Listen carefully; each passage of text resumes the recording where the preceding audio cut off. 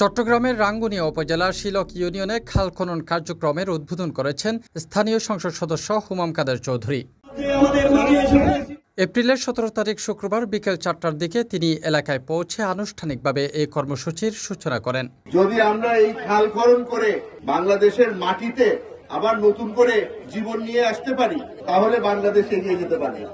2 kilometre দীর্ঘ এই খালটি খনন সম্পন্ন হলে প্রায় 500 হেক্টর জমি চাষাবাদের আওতায় আসবে বলে সংশ্লিষ্টরা জানিয়েছেন। এতে করে এলাকার কৃষি উৎপাদন বাড়বে এবং স্থানীয় কৃষকরা সরাসরি উপকৃত হবেন।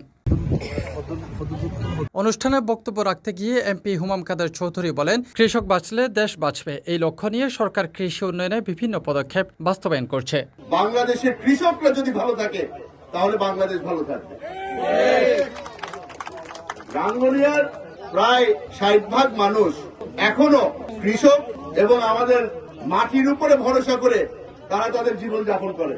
এই সময় বক্তব্য রাখেন শিলক ইউনিয়ন বিএনপির সভাপতি মোকাররম হোসেন বান্টু ও রাঙ্গুনিয়া উপজেলা বিএনপির সদস্য জামশেদ আলী তালুকদার সহ স্থানীয় নেতৃবৃন্দ। এই মরা খালটা দীর্ঘদিন প্রায় আজকে 60 বছরের উপরে এই খালটা কখন খনন করে নাই।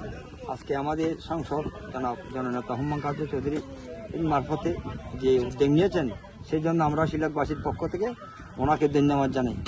আমাদের অন্তরের দাবি বহু বছর পরে, আমি ছোট ছিলাম না, আমি হওয়ার পূর্বে এটা নাকি আমার দাদা খনন করেছিল। এখন আবার নতুন ভাবে খনন হয়েছে। আমাদের মানুষের এখানে মহা খুশি, মহা আনন্দে আজকে। CTG post, Chittagong.